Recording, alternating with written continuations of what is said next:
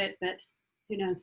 So I was asked to just chat with you a little bit about how making classes, online classes, dynamic and engaging, and somehow, making the transition from in-person to online. And I hope that I'm going to be talking about some of the things that you might be interested in talking about. If not, I've only planned to talk maybe for 20, 30 minutes, and then we can open it up for questions. So if I'm headed in the wrong direction, or if this isn't really all that helpful, you can feel free to kind of jump in and let me know. But I thought I would just kind of think about how to help you capitalize on the tools that you already have. So I'm the director for Scholé Academy, which is an online school. We've been, and we do our classes like this, where people show up, just like you all are probably doing with the other program that you're using. But I've got live students that come and take classes with me, and well, not me so much anymore, but all the teachers and everything. And so we've been doing this for a little while, but only for about 5 years. I mean, my job didn't exist 10 years ago, so it wasn't a thing. So this is relatively new for everybody, but we've been doing it pretty successfully at Scholé Academy for the last few years. So what I've found over the years is any teacher that came and was interested in being hired to work at Scholé Academy, if they were an excellent in-classroom teacher, that translated into being an excellent online teacher. There's very little that's lost. What I can't help somebody do in an hour is get them a sort of a mastery of their content knowledge. You can't develop a well-stocked mind in an hour. There's no way for you to be able to think about all the things that you'd wish you'd considered about classroom management in an hour. There are some things that go into being a teacher that just take years of cultivation or study. Those are things that you can definitely bring with you and translate in. We just want to help you find the language to do that. But what can easily be covered in an hour is helping you sort of brainstorm and think about what kinds of tools you have at your disposal, so that you can take all of that great content and skills and resources that you have and translate it into something online. So if you already felt like you were like a good to great teacher, and some of you are probably too modest to say that you're a good to great teacher, but you are, right? If you think you're already pretty good at being in-class teacher, and you feel like you've got some good content knowledge that you can provide to your students still, and if you've got a passion for what you do and you're really very excited about working with your kids, then this transition isn't going to be, it's one that you can absolutely do. These are hurdles, they're not barriers. So one of the other things I was thinking about was that the situation I think we all find ourselves in right now is sort of analogous to being shipwrecked on a desert island. And the first few days, you're just in survival mode, right? You're just trying to make sure that like all your body parts are still intact, right? You didn't lose anybody. You're just trying to find your luggage, that kind of thing. But now that you've been here for a couple of days and you know what it sort of feels like, now it's time to really go back and start taking stock and asking yourself some pretty strategic questions. So I was hoping that we could use some of this as a little bit of a workshop in a sense, and not just, this isn't going to be sort of a curriculum in a box that you just sort of open like, oh, now you just know exactly how to do your particular class, but more like walking you through questions and helping you think through some of the questions that you might want to answer. Probably think some of those things you've probably already considered doing, maybe some of them not. But one of the first things when you're thinking about tackling a math problem or even a rhetoric, like an assignment to do, to start writing a paper, the first thing you want to do is figure out, go through that process of invention, right? Sort of taking stock of what it is that you know, sort of defining your problem, figuring out what it's analogous to, what other circumstances have you been in that have sort of might be able to prepare you for this, what answers do you already have, what do you want to build on, what concerns do you have? And so be thinking through how to tackle this as you would trying to tackle any other kind of problem or question that you want to answer. It's important to start with the questions. And something that we do in the business world is we go through what we call a SWOT analysis. So if you've worked with anybody in a any kind of business, they'll probably, I made up a few slides, but a SWOT analysis stands for strengths, weaknesses, opportunities, and threats. And strengths are qualities and characteristics that you and your class already do particularly well. They're internally influencing what it is that you do. Your weaknesses are also your internal influencers. They're areas and practices that you and your class don't do particularly well. And so if like class discipline was an issue, this might help a lot because kids can't be next to each other. So that changes that, right? They can't pester each other. If you had a kid who always picked the back of the room, well, everybody gets a front row seat in Zoom, or on your web program. So nobody can hide in the back of the room. So some of your weaknesses might work themselves out a little bit as well. Opportunities are openings or chances for something positive to happen in your classroom. They're external influencers. They're things that you can't really control, but they've sort of presented themselves to you. So you might be able to turn an internal weakness through this opportunity into something that turns into a strength for you. There's that opportunity as well. And then threats are also sort of external influencers, like, oh, I don't know, we might get a thunderstorm between now and the end of the school year and everybody's Wi-Fi, or your Wi-Fi as the instructor, goes on the fritz as a result, and you have to reboot everything. And those are some external influencers that might negatively affect your classroom from the outside. You might want to go through and at some point sort of take stock of and do your own personal SWOT analysis so that you can kind of determine if there are any other strengths, weaknesses, opportunities, or threats that you might want to think about in your classroom. And I thought today we could probably focus on just these 3 questions. And there will be others as well that, like I said, this isn't an exhaustive list. 3 is certainly not going to be everything that you might need to consider. But what I thought we could focus on today are what are the most important, best elements of your regular on-site classes, and really think through what made those courses rich, robust, rewarding, places where your students were thriving. And so we'll talk a little bit about that.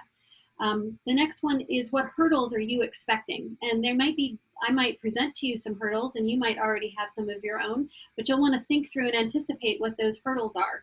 And remember, they are barriers. They're not barriers. They are just hurdles, and we can find a way usually to get over just about any of them. And then which expectations should you adjust, as we are also thinking about what tools and things that you have at your disposal, because there will need to be some adjustments, and you'll need to kind of take stock of what some of those are. So we're going to start with an analysis, and that's these 3 questions. Before we start even planning, we've got to answer those 3 questions, and then we can start folding in what some new questions are. So if you have a piece of paper, I asked this question, and I came up with a short list here of some of the answers I thought. What are some of the most important elements of your regular on-site classes? And you'll want to talk with each other about this at another time. Probably you want to think about this in terms of like your classroom, maybe your department or your grade level group, and then probably as the school as a whole. What are some of the most important elements of your classes that you want to make sure that you keep hold of? Is it ease of student engagement, the ability of the instructors to interact with lead teacher and lead the students corporately and individually? Engagement with established school culture and practices, shepherding and virtue cultivation, Socratic discussion, ability to easily transition the class from one activity to another, clearly defined processes for various elements like attendance and assignment submission and classroom behavior and what your office hours are. Is it hands-on activities like math practice or music and art instruction, or worksheet completion for the younger ones, guided practice at the lower levels, or maybe teachers modeling for imitation?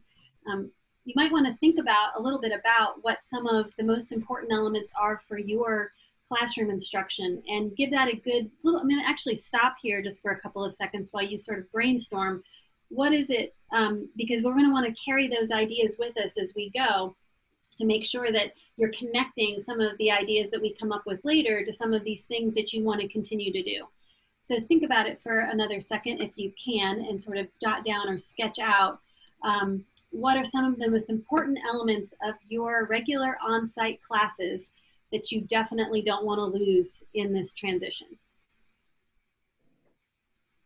I'll give you just a couple of moments to think about that.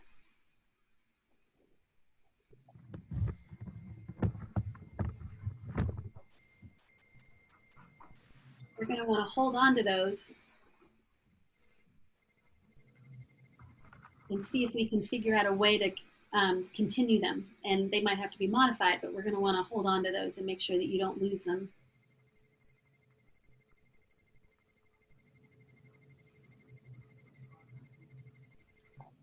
So let's just now take a couple of moments and think about what hurdles are you thinking about expecting. And again, I just sort of brainstormed me because there's some different ones from lower school versus middle and upper school. So sort of brainstorm some of those. So lower school, if you're thinking about replicating an hour-for-hour program, and I don't know that you are, between what you did in class versus what you're going to be able to do now, you're going to have a lot of very wiggly bodies in front of computer screens, right?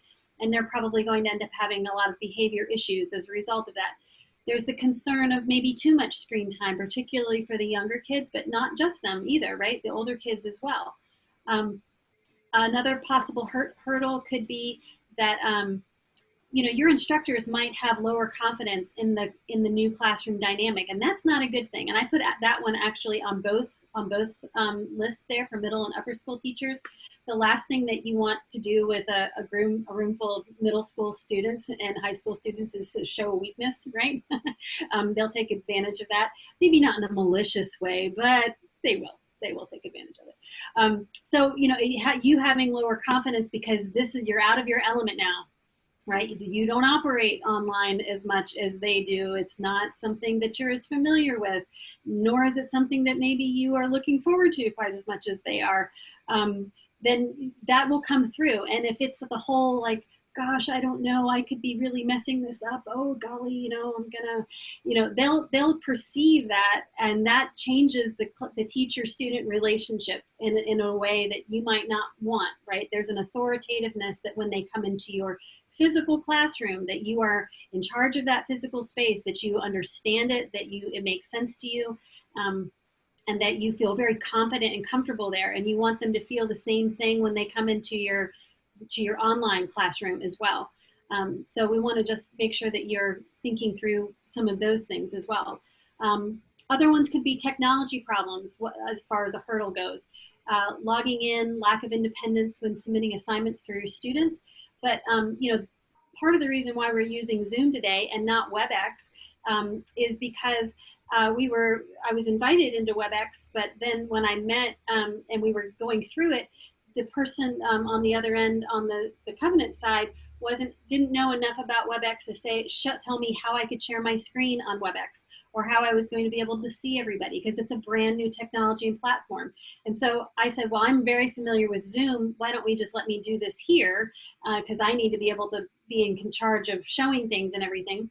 But if your proficiency with WebEx is about that same level, your students are going to be asking you questions, and they're going to need help from you. And do you know enough about your new teaching platform that you could have the same confidence as you would in your physical classroom? So you might have to play around with it a little bit. And so what I've been telling folks with Zoom is, if you can break it, there's something wrong with it. So do your best to get on WebEx and try to break it, all right? You're not seeing friends and family from across the country, right? And give them your WebEx ID number, invite them into rooms, talk with them, share your screen, do all the stuff, do mock classes and everything. If you can break WebEx, you probably need to find a different platform. I don't think you'll be able to break WebEx. Okay, I think that they can probably withstand newbies just fine. So, but get in there and make all your mistakes with family that you haven't seen from across the country. Instead of sharing a PDF of the book that you're reading for class, put up scripture and do your Bible study together with your girlfriends or whoever you might be talking with. Show off pictures that from last summer, somebody they haven't talked to recently. Get in there and interact with it a little bit and play with it and make sure that you're just as comfortable with your new platform as you would be if kids were walking into your room. And do your best to find a problem that you can't figure out and sort it out then when the kids aren't in the room, so you can really have confidence when they come, when you get all together. Because your students, especially for the little ones, they are going to have trouble doing certain things, and you'll be the first person that they'll ask for help. Then we want to think about, we don't want to lose our classical pedagogical techniques, right? Singing or chanting together, dictation or memory work. By teaching, we learn. How are we going to do those different classical techniques? And so those might be hurdles that we need to expect. And in the middle and upper school grades, it could be that there might be a sense of a lack of structure, and that could lead to apathy or to lower engagement on their parts. And we're going to want to think about how to overcome that. These courses could be, they could be, even if you're trying to do them online, if there's a certain amount of out of class work to be done, the kids could sort of experience it as being maybe asynchronous instead of a dynamic and online learning experience. And so we'll want to figure out how to change that as well, make sure that we're closing that gap. And then I put technology proficiency of the students may exceed the instructor. That could be something to be thinking about as well. Are they going to be able to, just because they have time and opportunity and mischievous little minds, will they be able to do something that can, create a little bit of a train wreck for you? I don't know. Sometimes you put those combinations of kids that are stuck at home, bored, with nothing but time on their hands, right? And then you give them like a new tool and a teacher who maybe seems like he or she lacks a little bit of confidence. That could be the recipe for a lot of fun for any number of students. So, thinking through, just what we can do about establishing good routines and things for students. But you probably have other hurdles that you're thinking about that are concerns for you. So those are just, as again, not knowing each one of you in particular and your particular classes and everything, but you can probably brainstorm for a minute. What hurdles are you anticipating? So you've brainstormed a little bit about some of the things you don't want to lose. Now brainstorm a couple of things that you're a little bit concerned about, some hurdles that you're anticipating. And let's hang on to those too as we move through and see what we can do about making sure we find a way over those. So I'll give you a second to maybe jot down some ideas of some hurdles.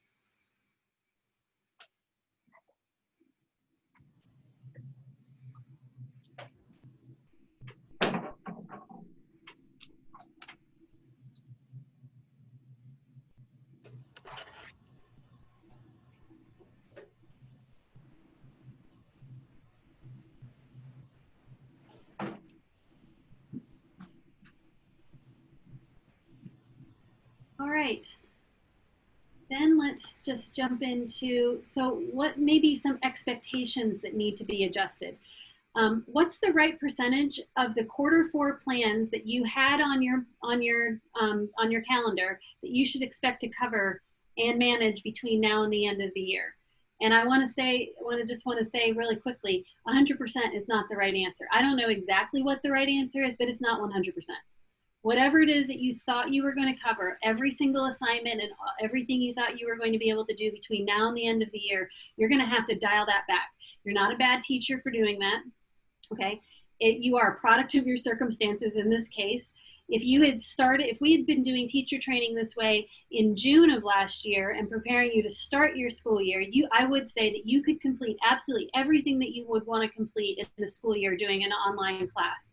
But with this little tiny window of prep time and with only a few weeks of the year to go, there's just not enough time to overcome a lot of those learning hurdles and to make sure that you're establishing good practices.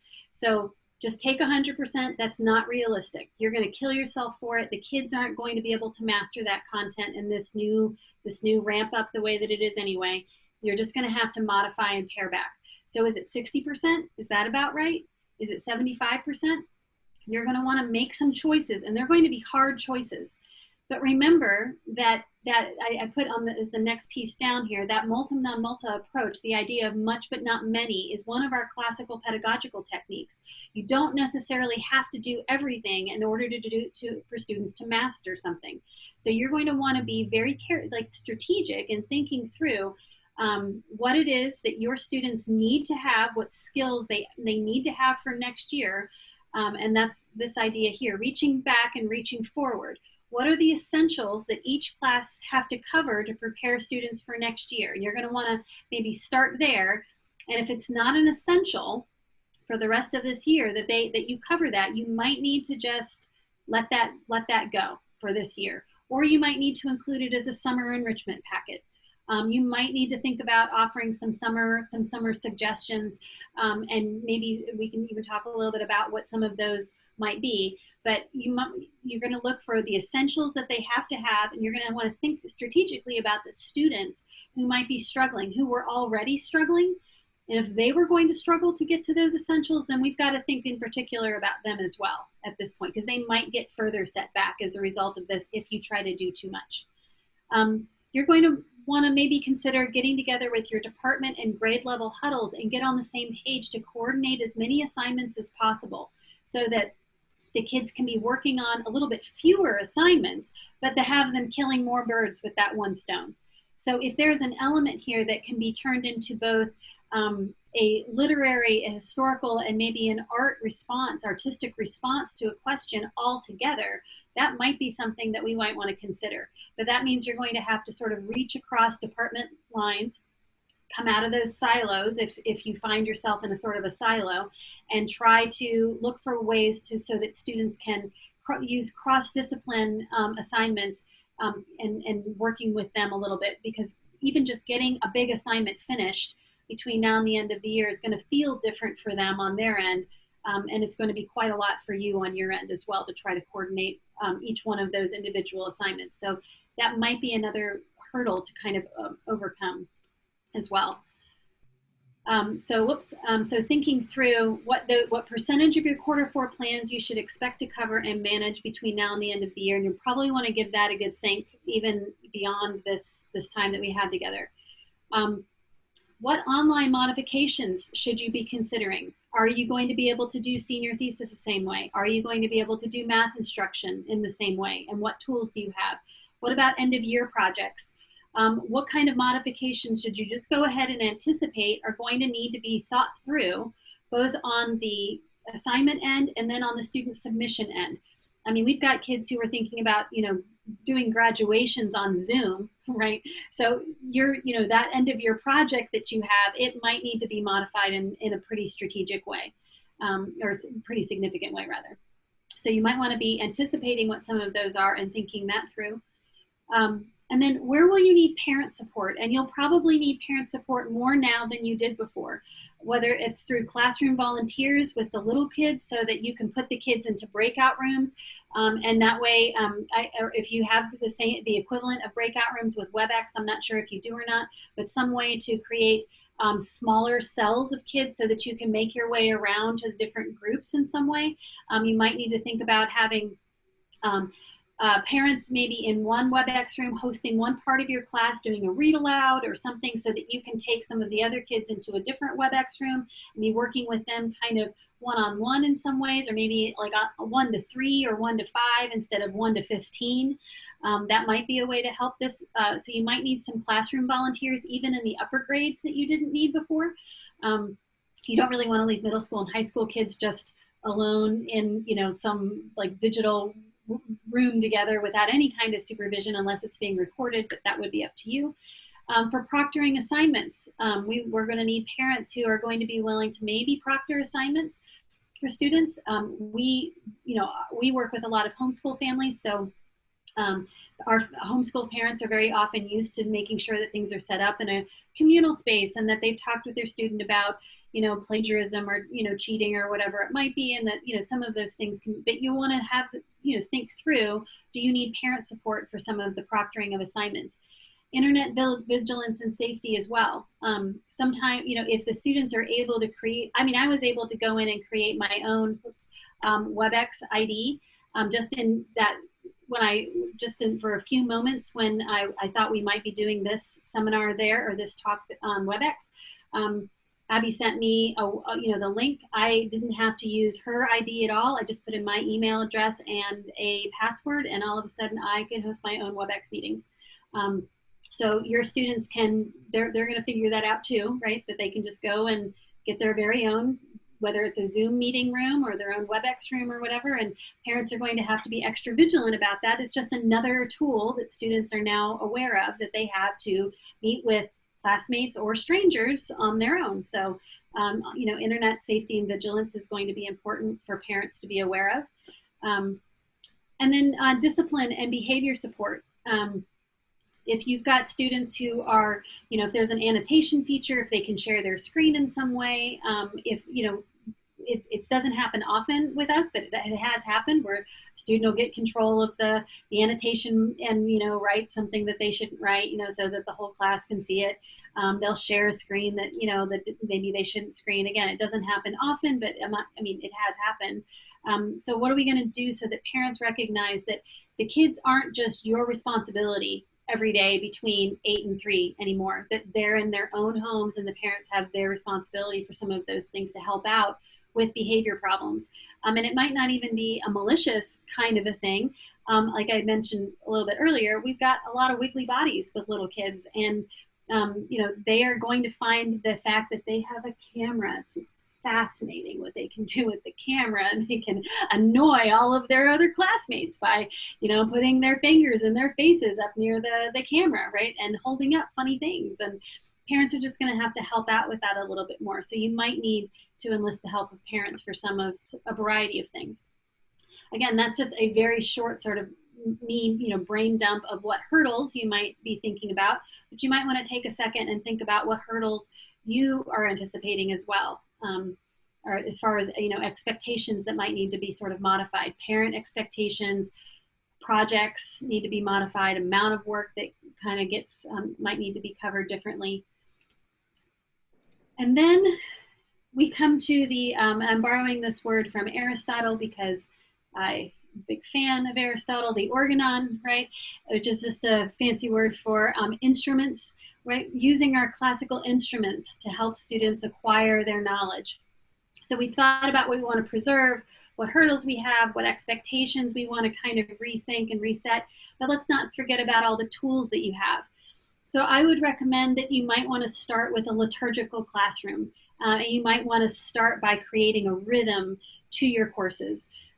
There should be some sort of a welcome or a greeting of some kind that you and that a grateful acknowledgement for the art, for one another, for opportunity to study some aspect of God's creation. We want to confess what we need, that, that we, the students and the teachers, that we need a frame of mind, virtue, a heart that seeks out and calls for wisdom, right? This could be an opportunity for prayer and reflection that's offered, a confession that's sort of a student confession that's offered. There are some really lovely prayers. If you go to Every Moment Holy, I don't know if you're familiar with that text, Every Moment Holy, there's like liturgies for daily life. And there's one in there that's really lovely about a student sort of reorienting himself as they come to a time of confession and offering up what we need. Teach, present, and discuss. This might be the more formal part of the classroom time, kind of the traditional lesson. And then another point of confession of what we've learned, an expression of thanksgiving for that, a benediction of some sort, a processional with beautiful music and images that you could be sharing and showing. Let's not forget that students have a wealth of talents. We have had some students who, and I can give you all these slides later so you don't have to write everything down if you'd like them. We have students who play violin, students who play piano, students who are artists that want to share their work with us. So it's not uncommon in our classes for us to invite a student to open us with by playing something lovely, some lovely music that they are playing, or to find some lovely music to play as well. We very often have different pictures up or poetry that we read together. Certainly we read and we share the confession of our faith.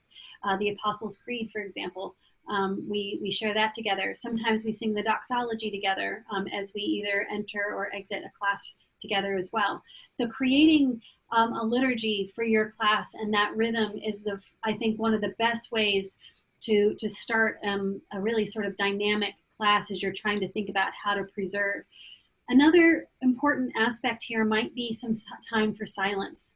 There are some beautifully lovely quotes about silence, about leaving space for thoughts, for contemplation, for wonder, for God's Holy Spirit to be, at work in us, and to read a quote about silence at a time, and then to just leave it and let it lie for a minute, which students will get used to. It can become a great palate cleanser from whatever chaos and noise they were just experiencing before, to come into a room and quiet themselves and be ready then to engage and to step into the arena that you're going to be working in together. It's also a great way to practice that silence, so that if you do decide to do Socratic discussions together in class, that you can really let that question sit in the middle. There's a great poem by Robert Frost, The Secret Sits. The secret sits in the middle and knows, and the rest of us dance around and suppose, right? And we try to figure out what that secret is. So you put a question in the middle there for the students to ponder, something, from their reading, something from their math, something from their science, whatever the question or the puzzle is that we're trying to get them to think about. We put it out there. We have to get comfortable with the quiet. We have to get comfortable with the silence that might come while we give everybody a chance to think and to, really think and consider, give everyone a chance to contemplate well before we just start throwing out answers for them. So that practicing the silence can be not only part of a good liturgy, but then it can also be part of what you're training them to do as they are entering into Socratic discussion. So again, creating a liturgical classroom would be a really beautiful way to start with preserving some of the things that I think you may have written down on your piece, on your page. We have a lot of really fantastic and robust classical pedagogical resources. Festina lente, right? Make haste slowly. So do we have to be moving at, the same rapid pace? No, let's slow down, right? Let's take, we're called Scholé Academy. It's this idea of restful contemplative education. I would encourage you to also consider how to slow things down a little bit. We've already talked a little bit about multum non multa, that much but not many approach. The repetition, the mother of memory. There's still so many opportunities for you to use and go through different memory exercises with your students. Embodied learning, right? The formation of the human soul, the rhythms and the practices of traditions and routines. Embodied learning can be something that is very easily woven into even to an online class. Your songs, your chants, your jingles, I would recommend you have everybody mute their microphones except for one person. Otherwise, I think you've probably seen some of those Zoom choirs that have been going around, videos of people singing or whatever. Okay, those have to all be done on the same, if that's even a reality, they all have to be done using the exact same Wi-Fi speed. Otherwise, you do get people cutting in and cutting out at different times.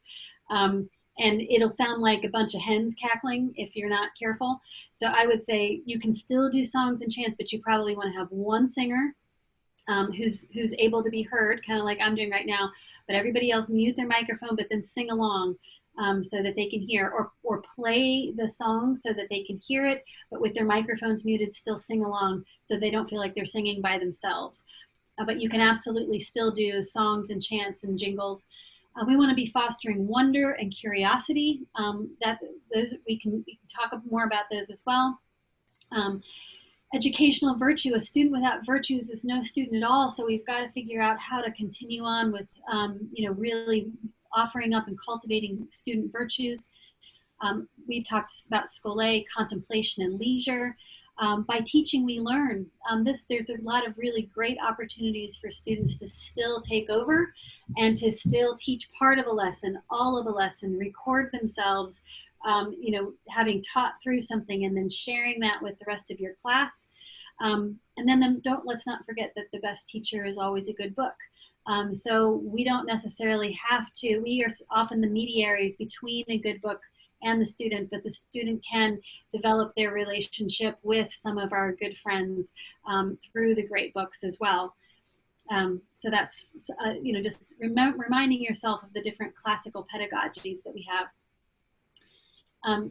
We have some in online classrooms for lower school. You might want to develop a mommy and me approach where the mother is part of the classroom, where she sits and helps, and that there is some time for the student to be working with the child as well, not just the teacher who's in the class.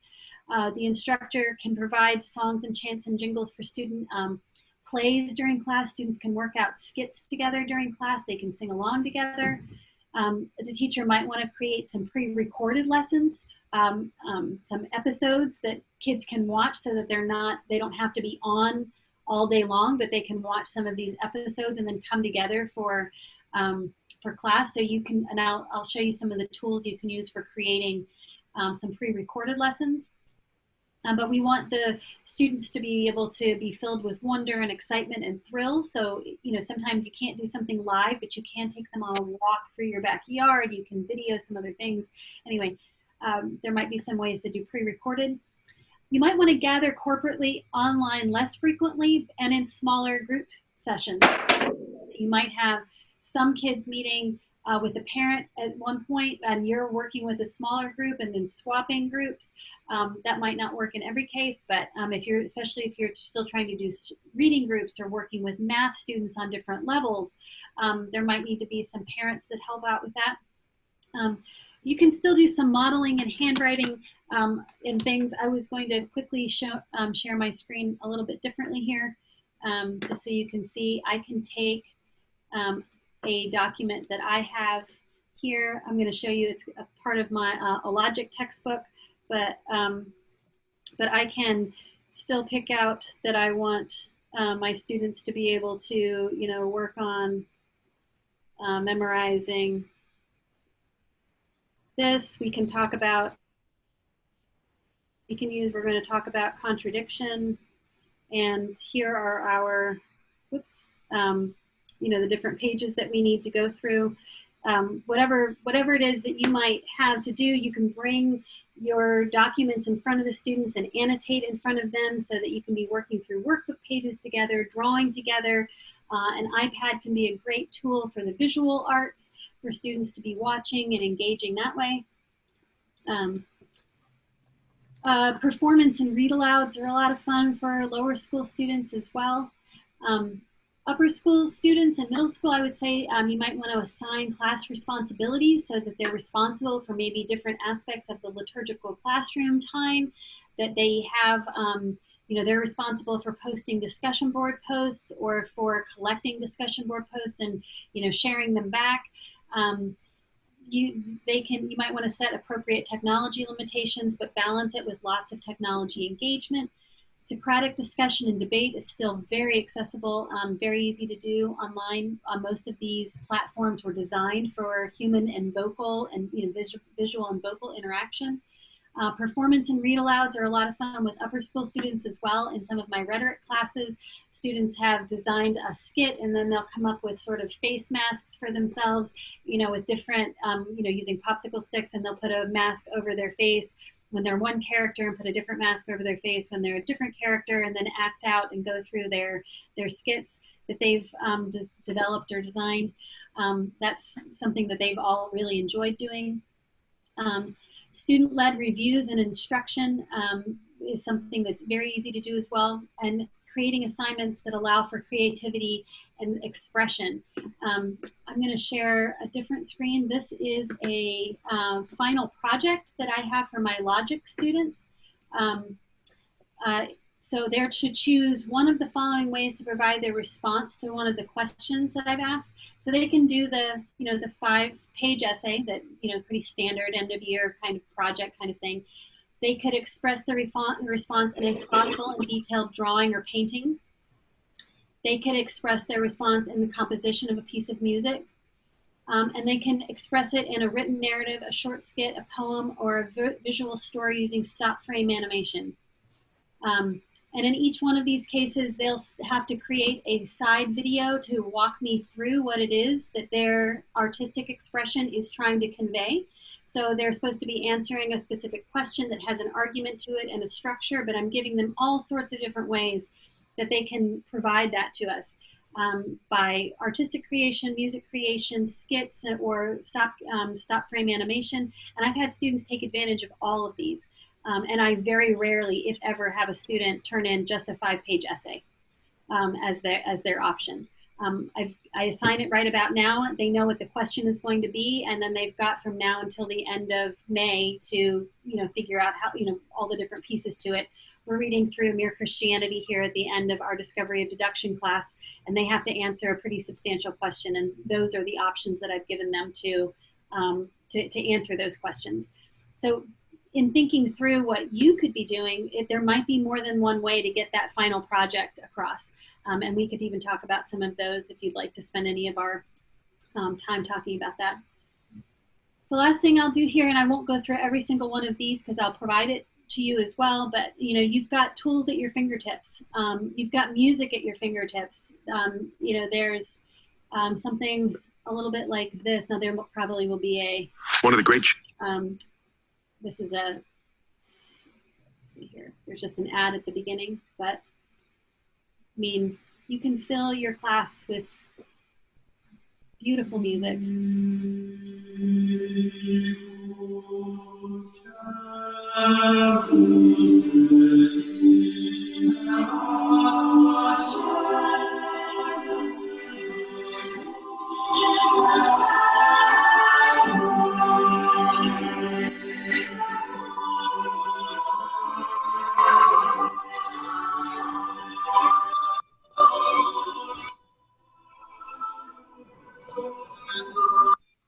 There's lots of different ways that you can share music right through your computer. There's a click to share the sound through it as well. So there's videos, there's PDF screen shares that I've already kind of shared with you that we could talk about ways to use some of those pieces as well. There's online test makers that you could use, like the Easy Test Maker feature. There's the Folger Shakespeare Library, which is another option that you could use. Ambleside Online Curriculum is a great resource. They provide you with lots of,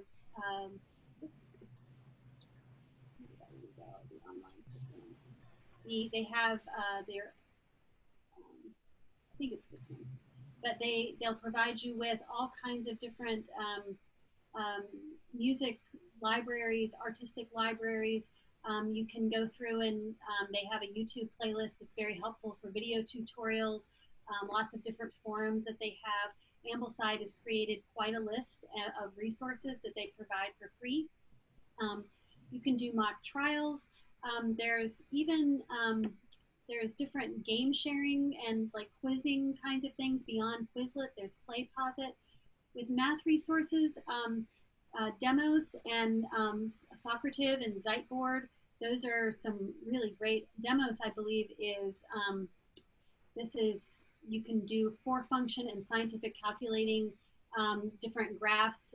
It's like basically having a visual scientific calculator for you and your students to be able to have on your own without, excuse me, with being able to screen share very easily.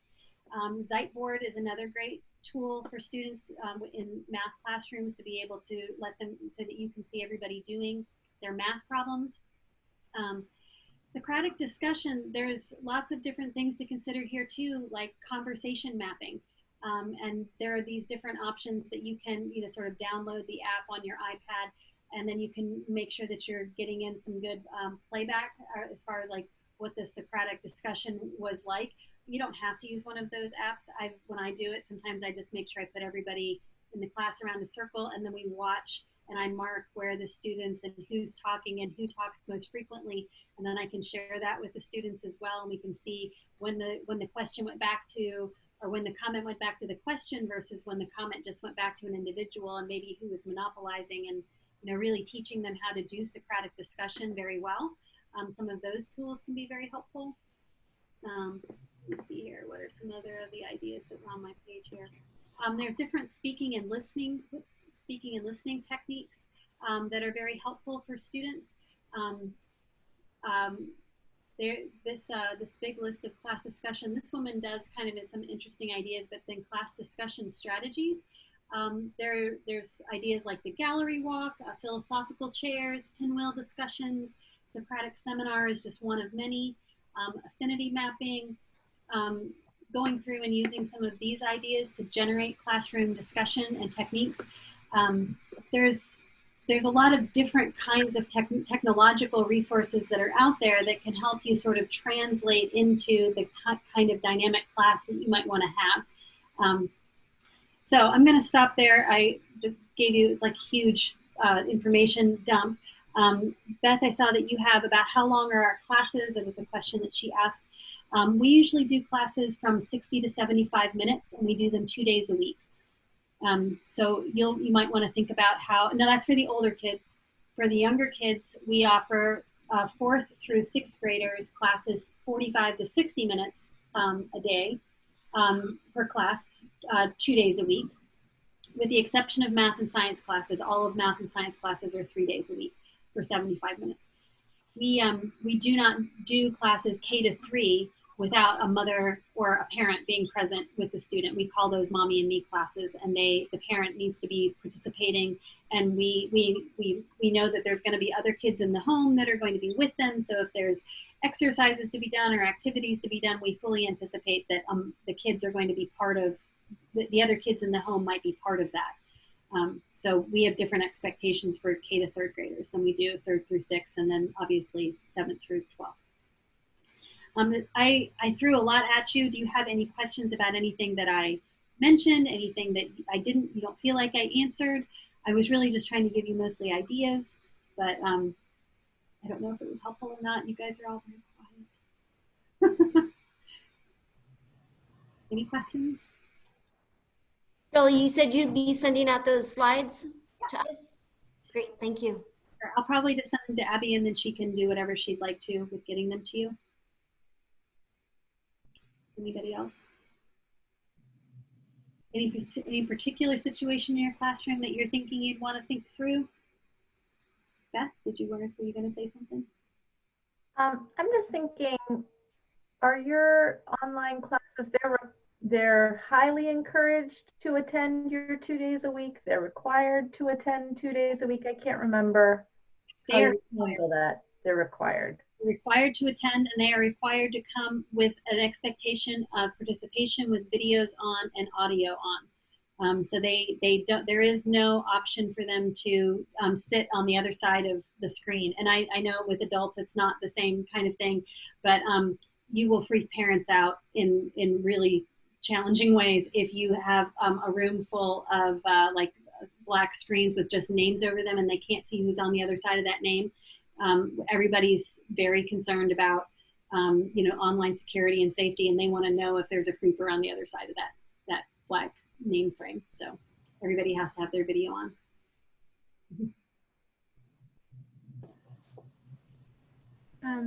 I had a question. One thing that I've found in literature classes so far, I'm still trying to figure out how I want to run it, but we've been doing it in 7th grade that they do a worksheet and then we go over the answers together. So I'll call on somebody to, give their answer for number 3 or whatever. And it just seems like there's a lot of wasted silence, a lot of wasted time that we wouldn't have in a classroom because I'd be able to just call on a hand super quickly. Whereas with the technology, they have to go over to the participants bar and raise their hand, and then I have to see who's raising the hand. And have you found ways to keep things rolling well? And maybe that's just a skill that comes with time.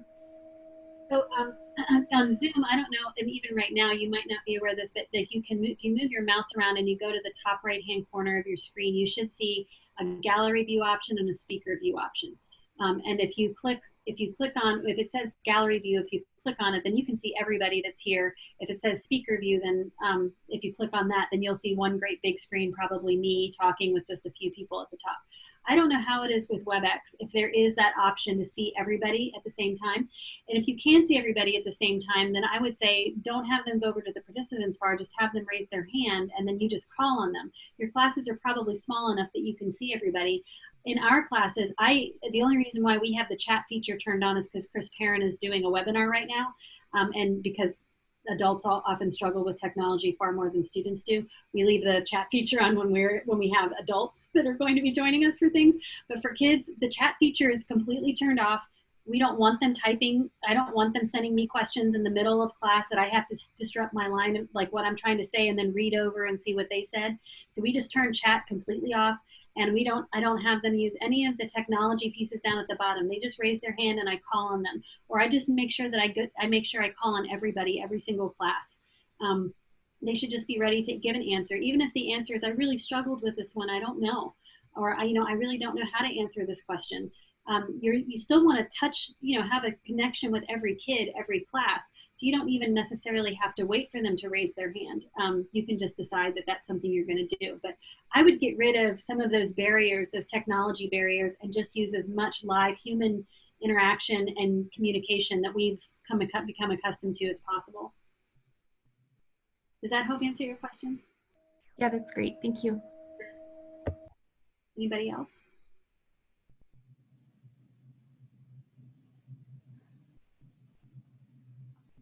No struggles or questions or anything? Sounds like, why do you think that your administrators thought that this would be helpful to you? It sounds like you have it all under control and you've got it all worked out. Are they just covering every base just to make sure they've given you every resource, or are you struggling more than you're willing to say right now? I'm struggling with some students that, because we have both at this point the ability for them to participate in my live classes, but some students don't either have permission to use the internet or availability of a computer at that time of day. And so trying to keep track of the kids that aren't there during that class is really challenging, and not losing them. And I especially find it's my struggling learners that are struggling more than they were when they were struggling in my classroom, but now they're really struggling. And aside from having a one-on-one session with them every day, which is just not, I can't do that. I'm really struggling with figuring out how to keep up with them in this sort of both and world. Yeah. I don't know if anybody. So I would set up my class in two ways. Like kids who are going to be able to come and they're going to track with you live, and the expectation is that 90% of the time, barring something unforeseeable, they are going to be with you every single time, and you're going to do your class that way. And then I would set up just a way of doing class and set up a standard way that if you're not going to come all the time, that you are just going to fall into this other category. So you don't really have the option of like coming once and then not coming back for a week and a half, and then you have to kind of keep track of where they are everywhere. I would just sort of create two separate tracks. One track is for the live track, and one track is the pre-recorded things that are going to be happening, and just going through and just creating that structure for them, that this is the asynchronous experience and this is the synchronous experience. And then just see if that kind of takes some of the craziness out of it for you. And then they know exactly what's sort of expected of them, whichever track that they take. And obviously the one that's encouraged and would be better for them would be the live and the interactive one. But you can still make your videos using, like Loom is a good one for just making short videos of yourself doing some teaching and sharing your screen and using those graphing calculators or whatever you need to use. And you can like plot it all out and sort of do the teaching aspect. And then I'm available for office hours if anybody wants to come and review. Here's when I'm available. But I wouldn't leave it up to quite so much willy-nilly kind of, I would create a structure for both experiences and then just call it that's what it is. That might create some sanity and help everybody understand expectations a little bit better. I don't know if that would fly or not, or if you're expected to sort of bend over backwards in every case, but I think that might help.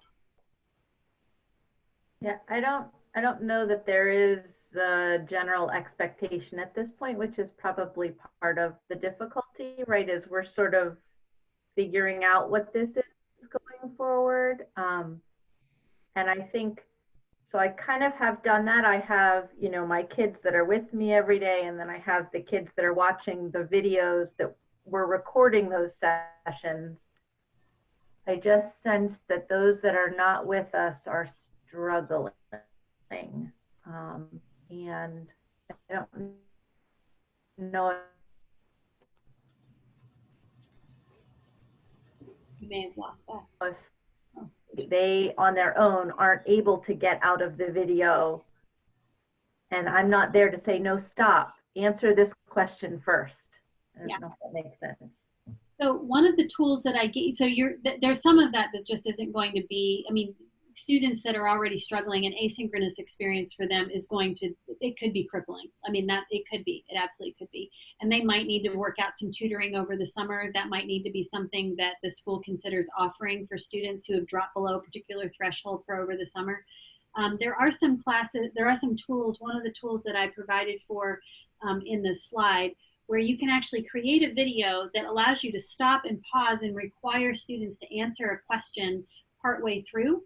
And then there's also, so that they have to answer it and see how they did. And then if it's no, then there's some, then they can kind of work through, or you can ask them some questions. If you missed this question, was it because of this or this or this or this? Like now, and so then they can't progress through the video and without these different stopping points and interaction points. So that might be something, instead of just giving them the video from class, where you might actually have to make a separate video for them that actually has these pause points for them to actually interact with the material in some way. So I think. What is that? What's that called? I believe it is, let me see here if that's, let me, kind of, is it Play Pause It? Yeah, Play Pause It is this one. It's this, it's an interactive video. And so you can, there's a free version for it, but then they, anyway, so there should be a free version for it, and they might, so they might have some free resources for you, but it's called Play Pause It. And so you can actually have them going through and doing either some responses, open responses, check all, embedded web things, or whatever. But there's all different kinds of questions that you can sort of stop and pause in the middle of your video so that they have to interact with it and get a sense for where they are before they keep going in the lesson. And I think with some of these as well, that also eliminates I hit play, and so I checked the box and I watched the lesson and then I walked away. Because if you put anything else on top of it, like if you open any other screen while it's playing, it stops. It won't keep playing. So it has to be the top screen that they're watching, and then it has these points where they have to answer the question before they can move through, which in some ways helps get past that just webinar, like click play and then go do something else. I have to say that none of our teachers use that except for creating like remedial help for students who are struggling. So our classes are never done that way. So I don't know how it would be to do a whole class, but I do know for remedial help, it is very effective, particularly for math teachers. Our math teachers are the ones that use it. But I mean, it could be used for anything. It's not, it could be, I've seen some of the examples they give are history or literature-based questions, philosophy, that kind of thing as well.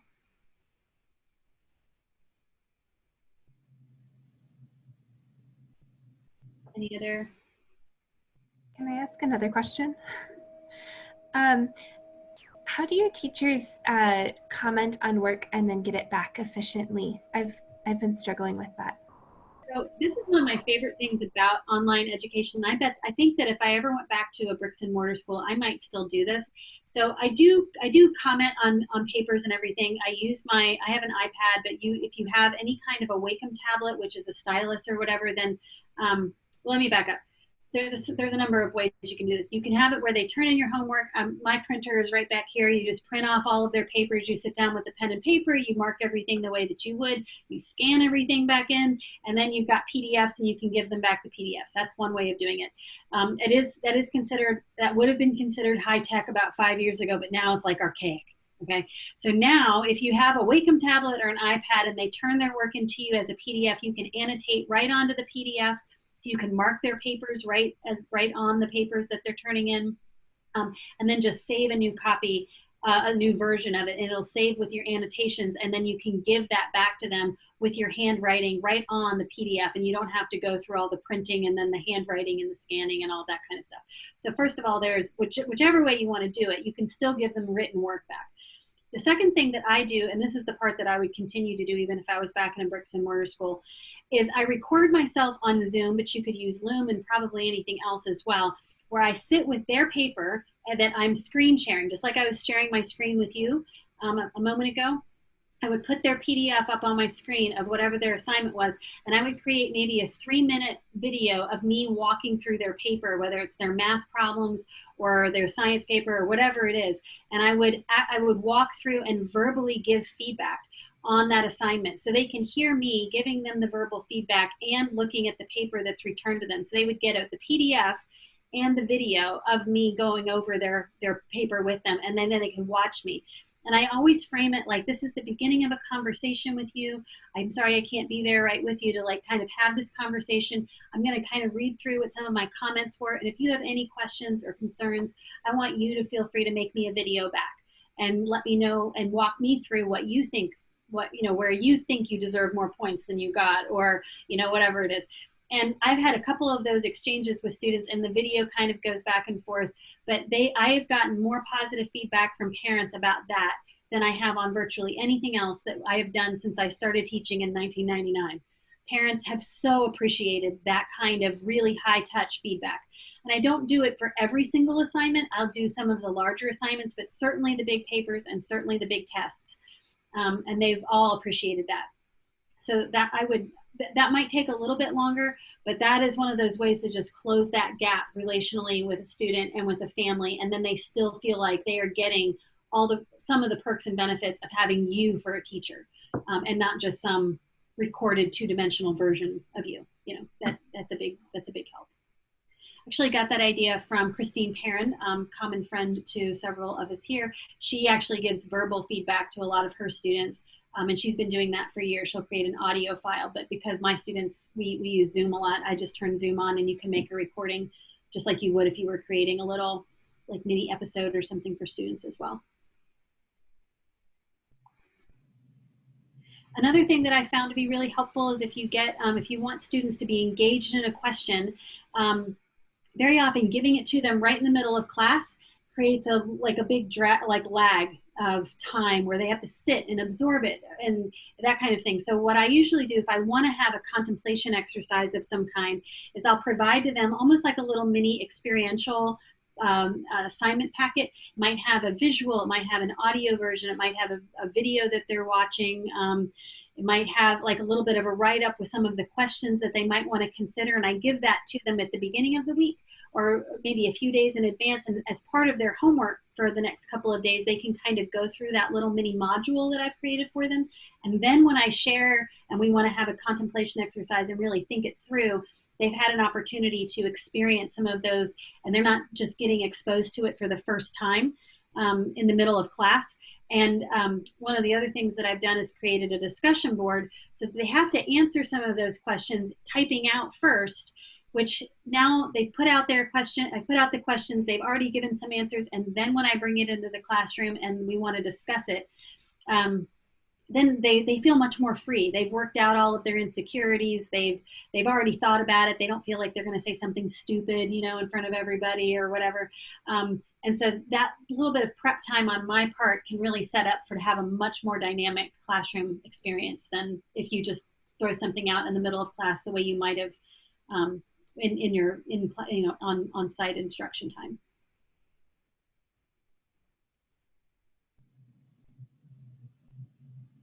Any other questions, comments, concerns, ideas you want to brainstorm? I don't want to keep you. I mean, I've already kept you 10 minutes longer, but I'm fine if you have something else you'd like to talk about, but I don't want to just keep you staring at me and each other. What about you, owner?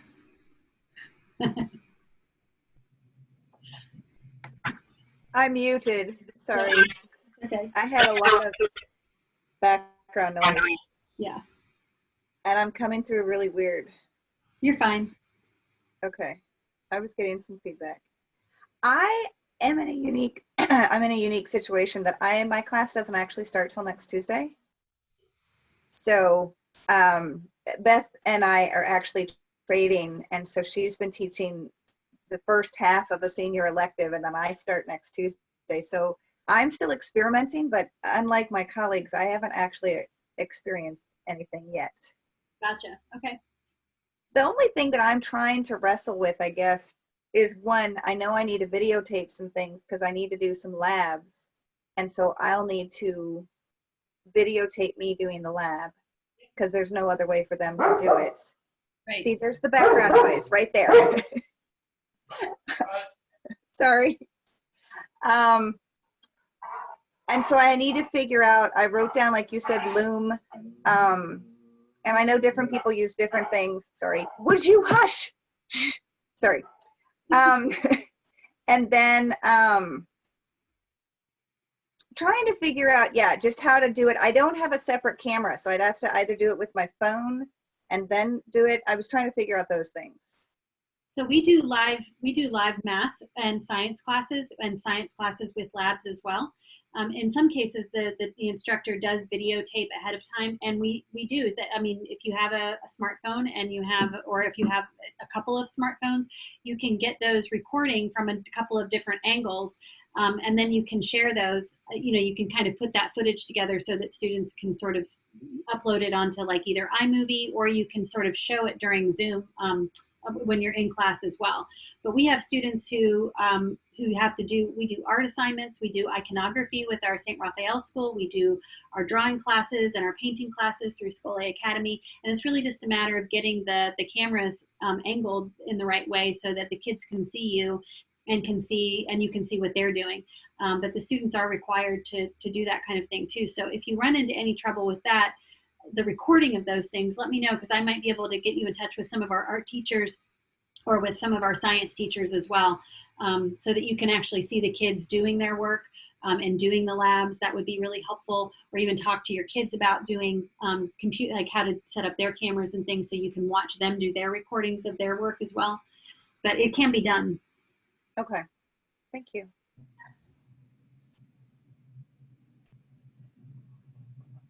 Anybody else? Julie, do you mostly have the parents proctor the test then? I think one of the concerns that I've had, right, mostly math and science kind of oriented, is that if I don't just make them open book, that whoever is cheating will have an unfair advantage over the students that are being diligent and honest about not using their books. So yes, I do have parents very often who just choose to proctor the tests, but especially at the level that you're probably teaching math, this is probably going to catch up with them. I mean, it probably will very quickly. At a certain point, they're going to have to produce answers to these questions, whether it's through the ACT, the SAT, the CLT, whatever it is. And if they haven't learned it, it really won't matter that they scored really well on their last 2 quarter 4 tests in your class. I would be less concerned with the students cheating because of that. But there are a couple of things that you can do. Some students might feel like it's unfair, but it's the student who's doing the cheating, they're being unfair to themselves. The student who's being honest, unless you're weighting the grades by curve or something, it's not unfair to them in any way, and they shouldn't have any idea what the other students are making on their tests anyway. So, if they feel like they got away with something, what did they get away with? In other words, I think that might be trying to prevent something that they will probably find a way to do one way or another anyway.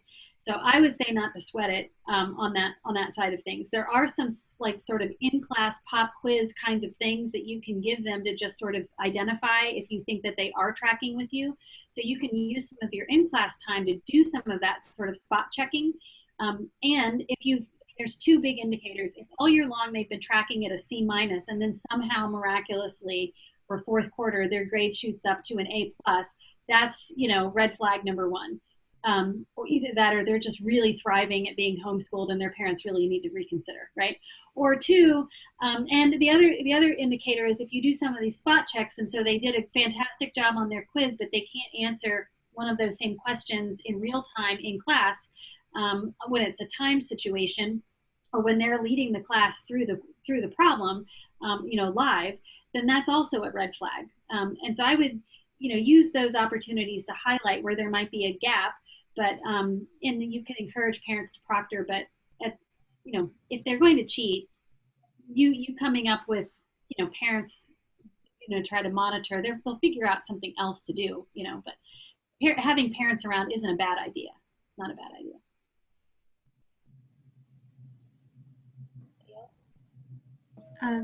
I just thought of something else hearing you talk about students working through problems in front of the class.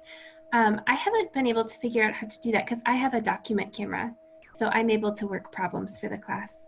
But how do your math teachers have the students work through problems in front of the class? So we use something called the Ziteboard, and that's one of the links that you'll see on my slides list. A Ziteboard with a Z, not a whiteboard. The teacher can get an account, right? So the teacher has an account, and then she gives students whiteboard access to her account. So the teacher can be looking at her screen and see 10 different whiteboards up on her screen, and they're all the students' whiteboards wherever they are.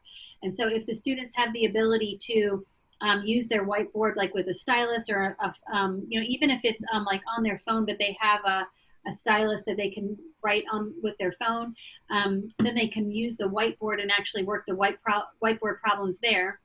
The other thing that they could do is you could just go completely old school, and you could have students write on a piece of paper and then hold it up to the screen if you want to, so that you can see what they're doing there. So the Ziteboard is like the real-time high-tech version of paper or like little mini whiteboards that students can like erase and put up in front of the class, that kind of thing. But there's all kinds of ways that you can overcome that if you just use just physical things with the camera. Or Anna, one thing that we've done is with the document camera, we all have the same worksheet that I've given them ahead of time, and then they just tell me what to write. So as we're working through step by step, they're seeing me, but I won't write it until they tell me what to put down on the paper. So it helps them to practice verbalizing their math. I help them to organize it by writing it, I guess, on the line nicely, but I think that's another way to get around it too. That's a great idea. And I didn't even think of doing that, but I've done that in live classes, like in the classroom normally, when they're sitting in their seats. And so it makes sense to do it online too. Great. You probably have a lot of really great resources just in your own mind. So I would say don't limit the number of times that you can get together and just brainstorm together. Even if there's not a problem, talking and sharing your ideas about things that have gone really well, good moments that you have, and then capitalizing on those across all of the classes would be probably really helpful. Don't just get together when things are starting to fall apart and you're struggling, because you might miss out on even a better idea just by getting together with some frequency. So if your administrators aren't calling for staff meetings, I would say you might want to organically just connect with people that you feel like might be going through something similar to what you're going through, and then just once a week for the next few weeks, and just keep, there's only like 6 or 7 weeks of school left. So, just once a week, just try to fit that in so that you can be keeping the great ideas coming and overcoming hurdles and obstacles together. Because I bet there's a lot of great resources that'll just come to mind as you're just, spending time together. Anything else? I bet you guys have got it all in hand. I'm sure that you're going to have a great rest of your year. I hope and pray that that's the case. If you have any questions or concerns or anything, I'll be happy to give you my email address. You're welcome to email me. My email address is jhodge, J and then HODGE, at classical subjects. There's an S on the end of that. It's plural, classicalsubjects.com. Hodge at classicalsubjects.com. If I can be of any help or a resource of any kind, let me know. But you're probably all set. And I wish you all the best as you get off the desert island. Thanks, Jolie. This was helpful. Sure. Thank Take you. care. Bye. Thank you so much. Thank you. Yeah. Good to see you.